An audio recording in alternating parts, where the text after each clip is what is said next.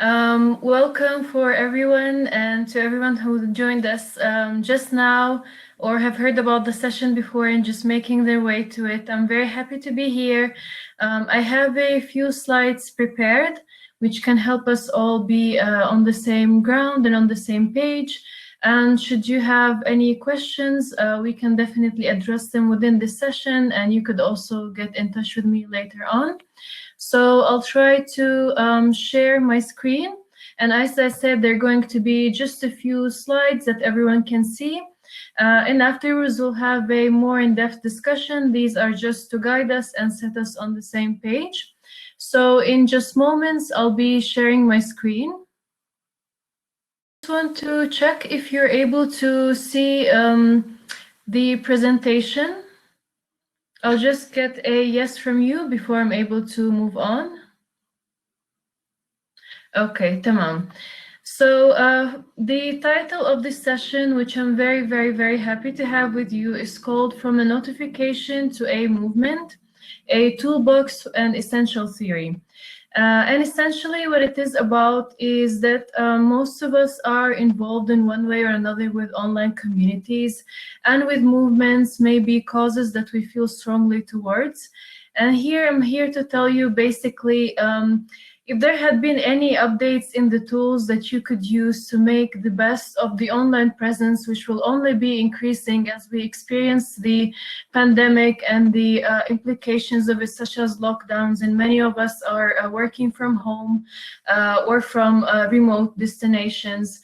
And so in order for us to pursue this conversation, I would like to share some essential theory that you'll find helpful, hopefully, and then a toolbox, which are some of the tools that you can use practically in your work.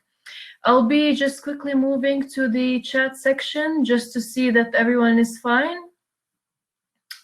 Okay, seems like we are. So I'll be moving with the slides, and we're actively in touch, and hope they are visible to you as well. I'm going to start with a brief introduction to who I am and what do I do. My name is Diana Shakat. I'm based in Amman, Jordan.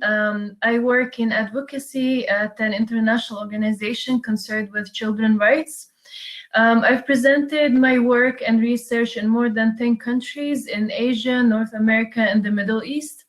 I have more than 5 years of experience working with development agencies in programs concerned with refugee rights, women's rights, and education. I'm also a former Chevening scholar, and maybe some of you are too. And I've studied my master's in media, campaigning, and social change at the University of Westminster in London. And so next, I am just going to talk to you about content and how to write the messages. I'm just checking in quickly. Things are fine in the chat box, so I'm pursuing. So written communication is growing in importance. We're understanding more and more that the way that we write means that we either get meaningful engagement or we get our content ignored, no matter how appealing, vivid, and meaningful we think it is. And so when we speak to our audiences, and maybe you're still at a stage where you're starting your own community-based venture, your own maybe platform, maybe you're blogging on Instagram or using any other platform to share your thoughts, and you're hoping that more people would engage with you and find things in common, and hopefully something resonates among those messages that you're trying to send. And so maybe you'll be wondering, in the age of the pandemic and the difficulty to create content in which there is live participation from people, for example, maybe you were used to being able to come out on the street and film people and speak to them, and you find that in your local context it is no longer an option, or maybe just not that much of an option anymore. And so I'm going to dive into that using a model called the energy model.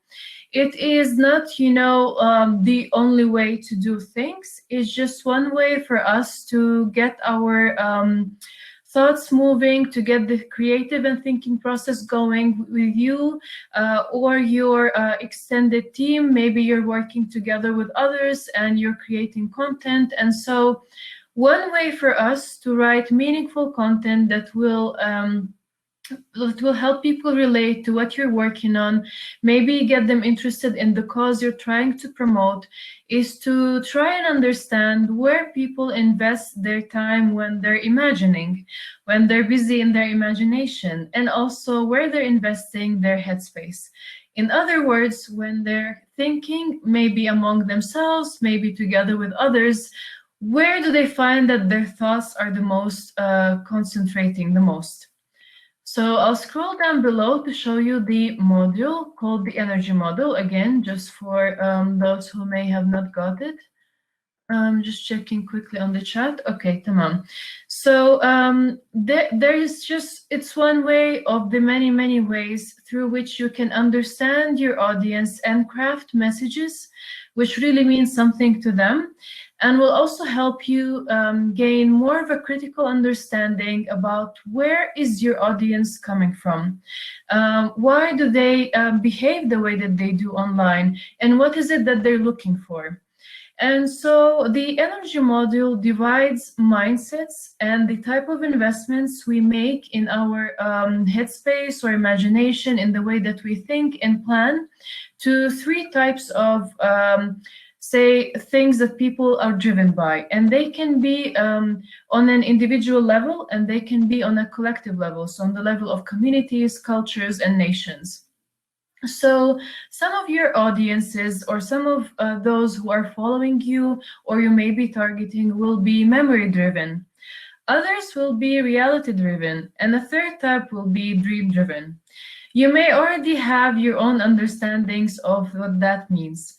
There are certain ratios that you can see here in the figures put, but they're not as important as understanding the context or the concept that the energy module is trying to teach us. So first, sometimes when you're crafting a message, you're crafting a campaign, you're putting these central messages to what you're trying to disseminate or have people sharing and reposting, you will find yourself speaking in a certain language and coming from a certain mindset. And this may or may appeal more to certain audiences in certain geographical indicators, and maybe would not appeal to others. The energy module gives us some of the explanation as to why that would or would not be happening.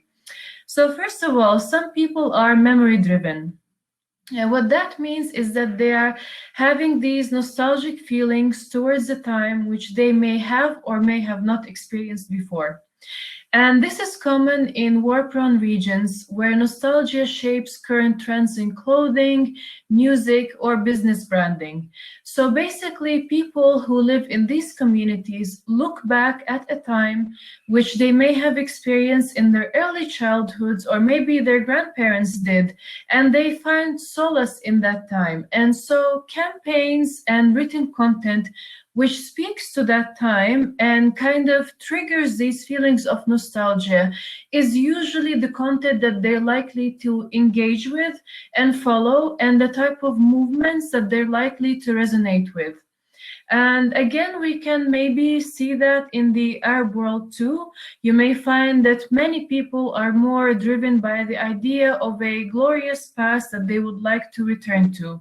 And so social movements, activists, and public speakers who lean on these values and these expressions are likely to get their attention and their engagement. So just a quick check, is everyone fine? Is the sound okay? Is everyone doing well? I can see that there's more of us now. Welcome to everyone who has just joined us. I will move to the second type of audiences which you may be engaging with, and these people are reality driven. Again, the small values that you can see on these figures are not as important as the main concept that we're trying to explore here. So reality-driven communities or individuals are more likely to be concentrated in industrial societies and communities experiencing economic booming and growth, such as potentially some countries which are, let's say, in Central Europe or so. People who are reality-driven or communities that are reality-driven began to see the outcomes of successful policies economically and on a societal level. So they are driven by things that they see in their everyday. So the more you create content that speaks to their everyday, to their reality, to things that they see on their way to work, to things that they see while spending time with family or friends, the more you're likely to have their attention and their engagement.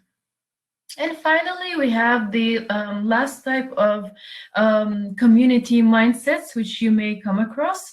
And these are dream-driven communities or people. And they tend to be more existing in established communities and global migration destinations. However, we can also say that the younger generation of the Arab nations is also dream-driven, because we can see this rise in entrepreneurial and innovative skills, ventures, ideas, and concepts. So to wrap this up, you are likely to be going to be speaking to three types of audiences or communities. First are those who are memory-driven, who look back in the past to find answers, to find solace, and they're likely to engage with you if you speak to their collective past. And then the second type of communities you're likely to work with are reality-driven. In other words, they're likely to engage with you and feel something towards your content in case you are delivering something that speaks to their everyday or their lived realities. And here it's very important to understand that reality can mean different things to different people, but the more we look into and make research, we can still find points in which all of these worlds collide. Finally, we have the dream-driven societies, and here there are people who look forward, and the more you speak to their dreams or a future that we can create together, the more they are engaged with you. And so, since we spoke about communities in large, right? Like we're speaking about big groups of people, but on a smaller scale, on an individual scale, what types of people are you likely to meet online? What are the types of people that are likely to engage with your content? Whom to expect on your pages, and what to expect from them too. So here is a slide in which we're going to speak about online behavior and personas. Basically, what we're trying to do here is to understand that the same as in everyday life, we meet people of different personalities. We find that we need certain tactics and certain behavior in order for us to work collectively together. And at the same time, we find that some people are really like us and they take less time for us to create content or ideas that are engaging for them. And so, who are these people and who are you likely to meet online?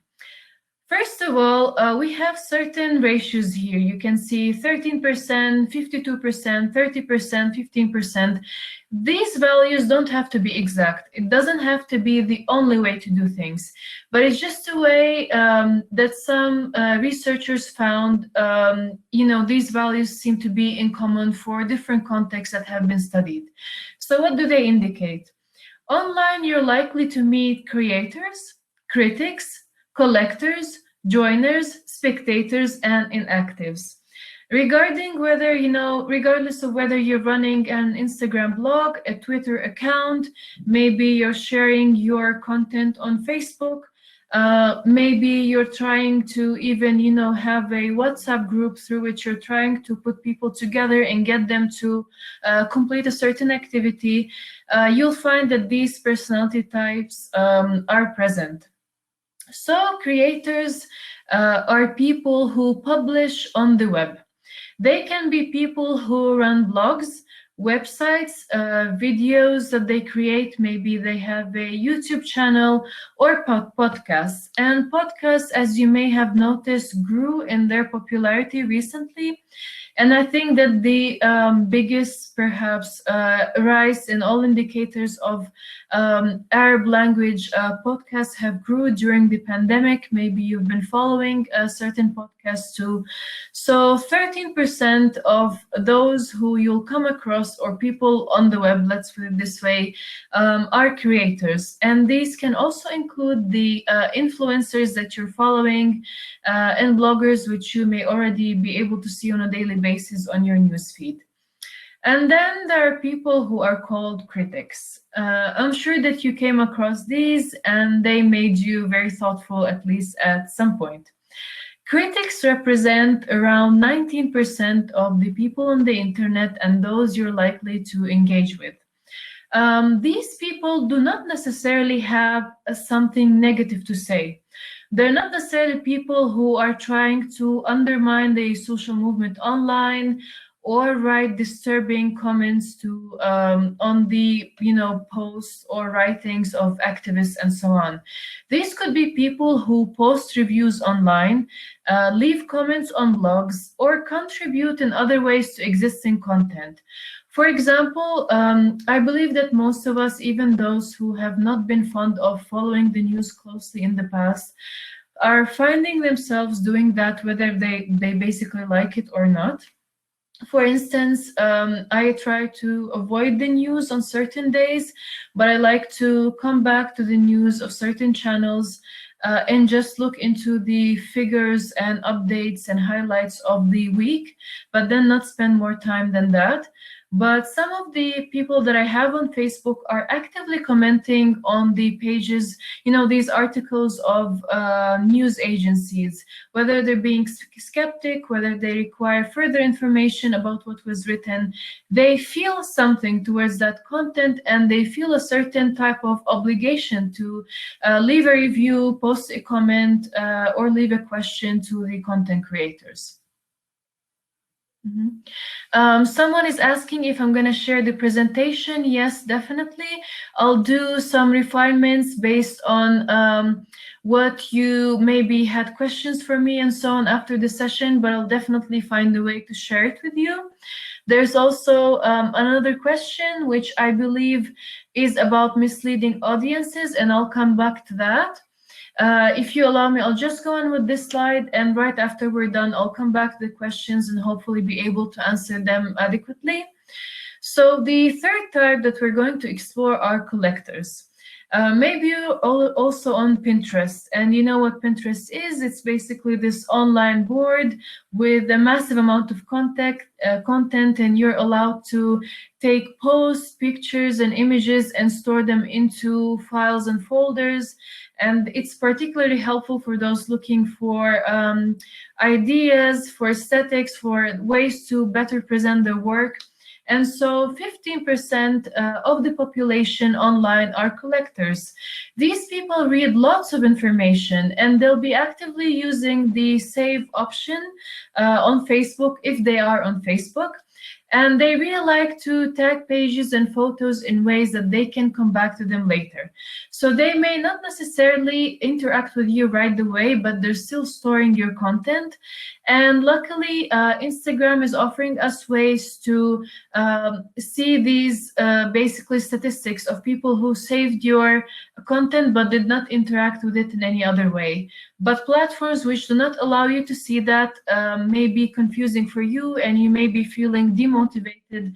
But always remember that there are people who are collectors, so they will not engage with your content, but they will save it. Fourth come the joiners, who represent about 19% of social media users. But I believe that probably under the pandemic, this number grew drastically. So joiners are people who have a profile on different social media networks and are likely to be having more than 3 profiles. And also, they do not only have 3 profiles or so, they're also the people who regularly visit them. Maybe, people who are active, who are basically all-rounders. They're all around, and they're actively equal on Facebook as they are on LinkedIn and so on. And so research suggests that these are 19% of people. And so your audience is likely to have more than an active profile, as you may have, already predicted. Then there are the spectators, which represent a notable 30% of the population online. Spectators are people who read online information. They like to be subscribed to podcasts or to channels, and they watch videos, but they do not participate. For example, if you're a blogger, maybe you're an activist online and you're actively using, let's say, the video or live features, you may find that there are many subscribers to your channel, but there aren't that much of a people who will leave a thank you note or will leave a question or say that they have learned something in particular from you. And that is because a notable number of people online are simply spectators. This is the behavior group that they belong to. And so it's not necessarily that they're not interested in your content. They're just simply people who behave this way online. Finally, we have the inactives, who, based on certain research, it doesn't have to be the exact figure, it can vary from a region to another, but some research suggests that 52% of the population online are inactives. And as suspected, these are people who aren't engaged in any of these social technologies. And by this, we mean advanced social technologies. So they're not interested in features such as the live feature. They're not very interested in how chatbots, for example, are created and made. And they may even not like or follow the pages that they still check in and read. And inactives can also be people in the MENA region context, people who are worried about actively showing contribution or interest in certain pages which may have strong political opinions that are banned from public activity in their home countries. And it's an unfortunate reality for many social media users online in the Arab world. I'm just gonna quickly check in. Great, so I'm just checking quickly the chat box for just in case something immediate comes up. So I'm a firm believer that practitioners do not have to stick to theory in any way, but also knowing theory really helps in critically looking and engaging with your reality. And so there's something called the participation ladder. Maybe you came across it if you have studied or if you're interested in anything related to political participation, economic participation, maybe you're a youth facilitator, a social worker. So there are different ways to build a movement. And the most important part of building a movement online is to measure participation and to know where the participation of the audiences that you're targeting is going to. If you've studied political science, political participation, economic participation, maybe you're a social worker, maybe you're a youth worker, you may come across something that is called the ladder of participation. You can look it up later on too. I'll provide further resources for that. There is a ladder of participation for offline movements, and there's a ladder of participation for online movements. And again, I don't think that practitioners should stick to much theory in their work, but I still think that knowing some essential theory will be very helpful in critically observing your movement's reality and intended future. And so the ladder of e-participation basically explains how a digital movement can move from the unawareness or indifference towards the movement to impact and real active participation in which the community is closely involved in the type of results you will produce. And so in the ladder of e-participation, we move from unawareness to passive types of participation, to implicit type of participation, and then to active and intended effective participation. Maybe this is again too much theory, but I'm here to tell you about 3 critical types of audience participation or members' participation in an online movement. And maybe while explaining these, you look at your own movement or these that you're a part of and feel like, okay, this is something that I can relate to. So in the form of passive participation online, people care about the topic. they now have an opinion about it, or would have some content to share, but they still take no action. And in order for us to trigger action, they may need additional motivation. For example, maybe you are running a page on Facebook, which is attending to get people to feel strongly towards certain policies in your country. And maybe by now you have a certain number of people who follow your content. There appears to be some sort of an interest in what you're doing. And maybe you're already getting some media requests from agencies that are interested in basically what is it that you are doing. But you still have large numbers of people who clicked like or clicked follow but are not engaging with you. Maybe they are at a stage in which they do have an opinion about the kind of policies you're trying to reform. But at this point, they just need additional motivation. And maybe this would come in the form of additional fact-checking, or maybe if they live in a context in which political participation, let's say, or having strong opinions about policies may not feel very safe, they may want to know that you will protect their identity and data privacy if they become engaged with your movement.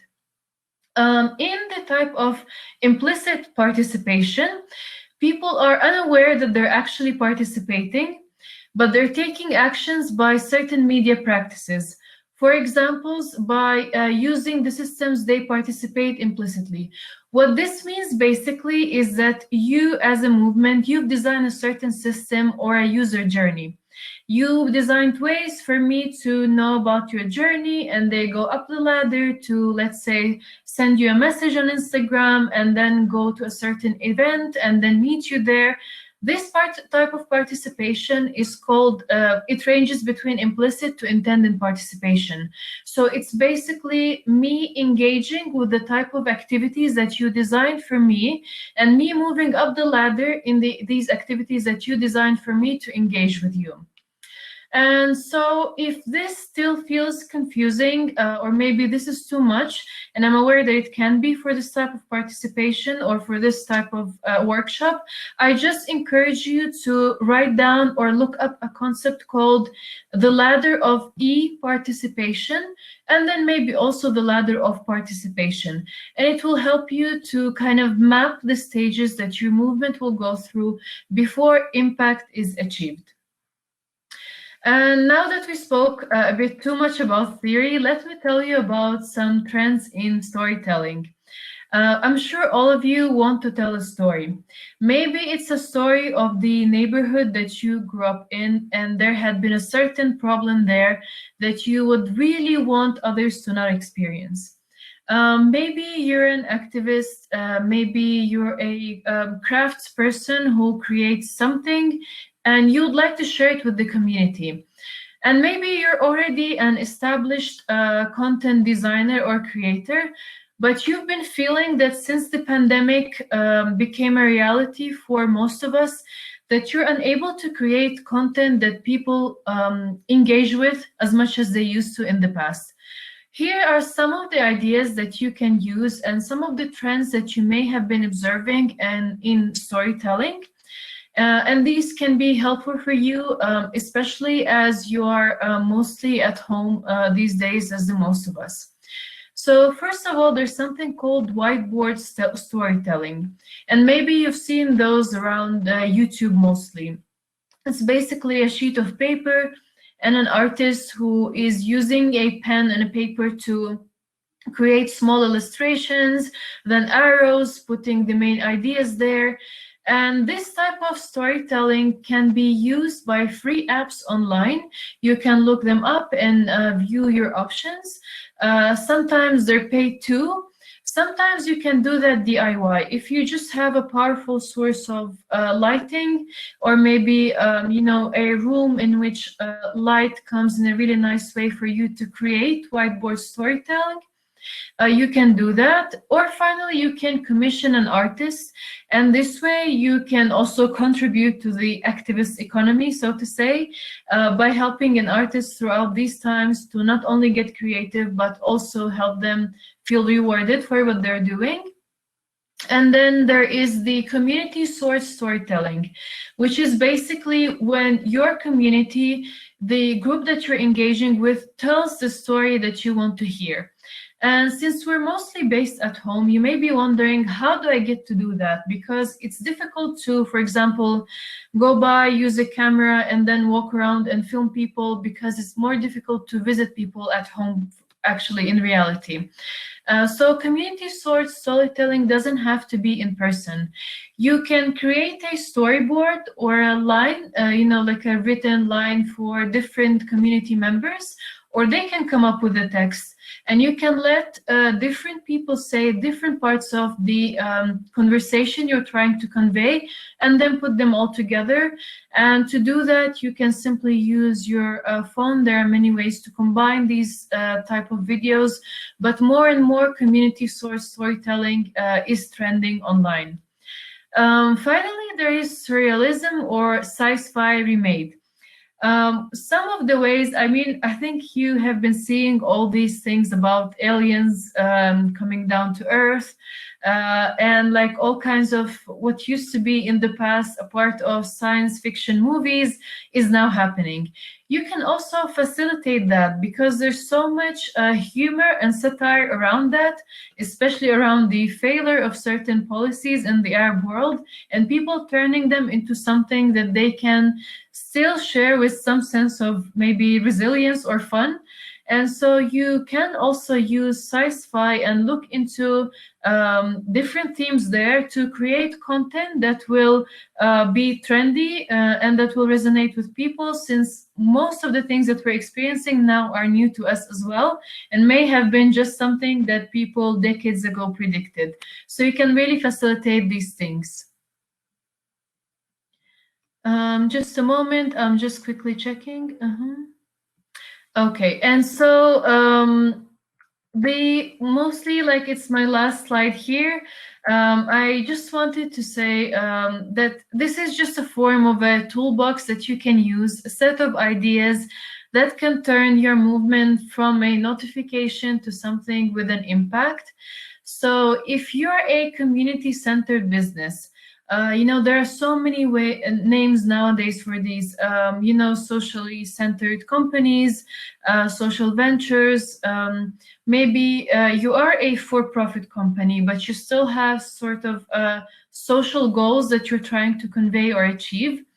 Ways or things that you can use to optimize your presence and make impact that really counts online is through using a set of technologies called social media listening. You can just take a note of that and explore them later. And it's basically tools which allow you to monitor what is being said about you online. What is it that people are tying you with the most? Are you, do you resemble something in their minds? Is there a certain mental concepts that are attached the most to what you are doing? For example, maybe let's say I have a social venture, let's say it's called Diana, and then I look it up using social media listening tools, and I notice that my social venture have been mentioned the most together with, let's say, environmental products or environmental demands. And here I may be able to pick up momentum and make the best of the trends that are already growing without the need for me to create any. Second come the newsletters. Newsletters don't have to be long and boring and exhaustive and so on. They can really be, something, basically a summary of the things that you've done, let's say this month at your venture, figures that you're proud of achieving, and also maybe opportunities for engagement. And the more compact they are, the more likely people to see them.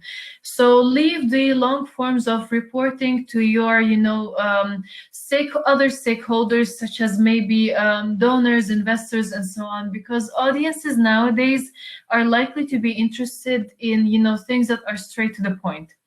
However, that doesn't mean that the interest and the responsibility towards reporting sustainability is not important. So another term I encourage you to look into is called sustainability reporting.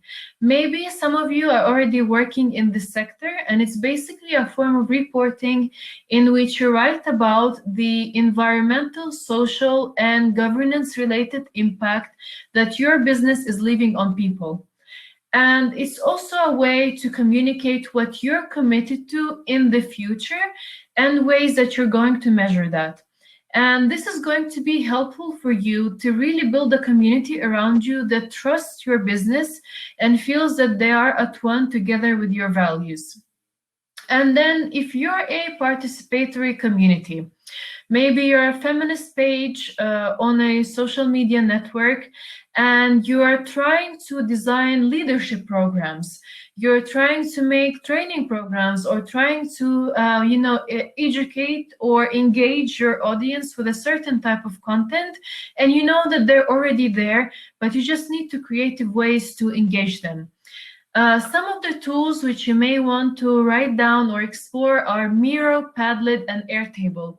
Especially if you, in your presentations, like to jump from one presentation medium to another, you maybe want to use these tools to get people to contribute to your content or your board real time, and also to basically create ways in which you are not the only person, dictating how the content will look like, but also get your community to contribute to it. And these tools are especially helpful for those designing leadership program and training programs. And then finally, if you're just getting started, maybe you felt inspired during the pandemic to start, some sort of a group or a community centered around a certain cause that you feel strongly towards, and you'd really like that to develop into something bigger. There's something important that we must be talking about, which is building trust and engaging minds. And so to build trust is basically an asset that is being, sold and bought in our communities. When you trust something, you would still make the effort to engage with it, even if it's slightly more difficult than, or accessible than something else is. And so live features or stories feature would be important for you because people would be interested in those behind the content. If you're not feeling like you're very comfortable with sharing your identity, you can create a character that people will engage with, or you can use whiteboard tutorials that we previously spoke about to convey stories and whatever it is that you feel like telling other people. So this is just a compact toolbox that you may want to use. I hope that it's relevant in your context, and I hope that if you find other tools or ways that are successful for you, that you're able to share them with others. So as for the presentation itself and the sharing of the slides, this is it for me. You can also find me on LinkedIn. You can also find my information on the events page. So I'm now here going to stop sharing and welcome your questions. Okay, so I'll go back.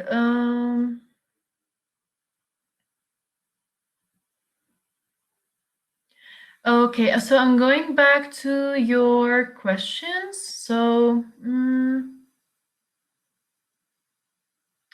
okay, so Sam says, how should civil society and progressive activists respond to those who produce distorted information aimed at misleading audiences? Thank you so much for this question.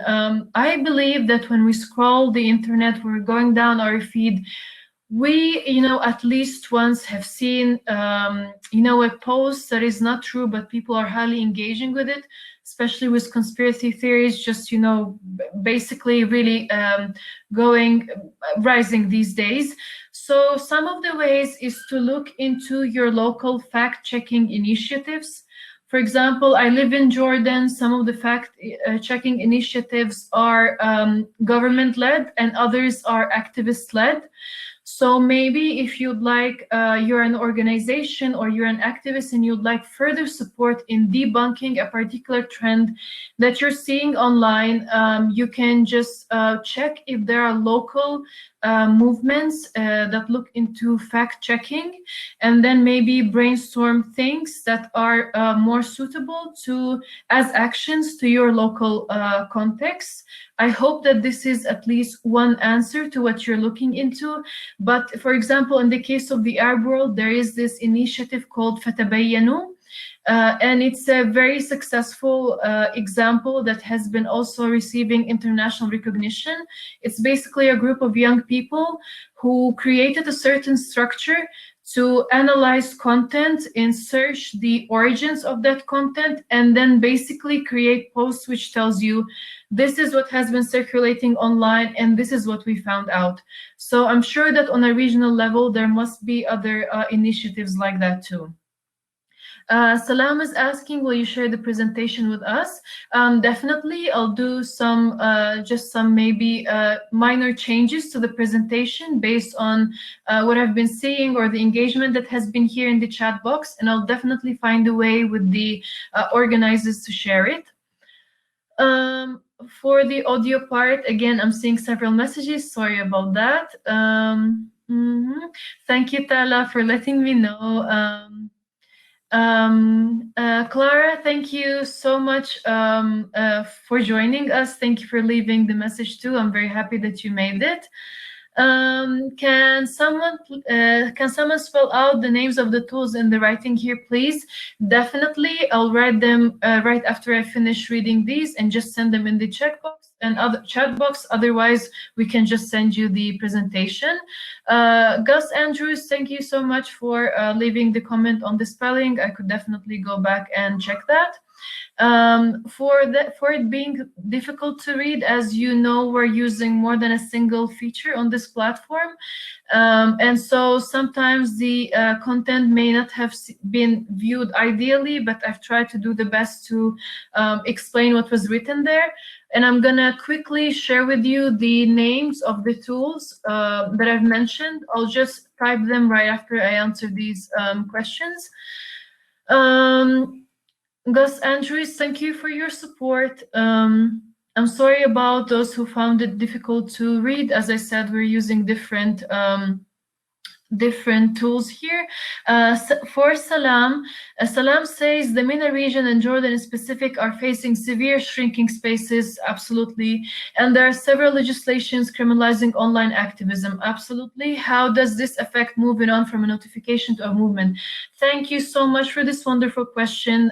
Just last year, I wrote a research that was a part of a bigger kind of a research activity at the University of San Diego.